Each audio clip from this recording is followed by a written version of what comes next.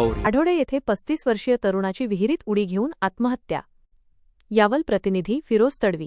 यावल तालुक्यातील वडोदा येथील एका 35 वर्षीय तरुणाने विहिरीत उडी घेऊन आपली जीवनयात्रा संपवल्याची धक्कादायक घटना उघडकीस आली आहे. घटनेचा तपशील: योगेश पद्माकर महाजन, वय 35, असे मृत तरुणाचे नाव आहे. योगेशने शेती शिवारातील विहिरीत उडी घेऊन आत्महत्या केली. हा प्रकार शनिवारी उघडकीस आला. घटनेची माहिती मिळताच स्थानिक नागरिकांच्या मदतीने मृतदेह विहिरीबाहेर काढून तातडीने यावल ग्रामीण रुग्णालयात नेण्यात आला. मात्र तेथील वैद्यकीय अधिकाऱ्यांनी तपासणीअंती त्याला मृत घोषित केले.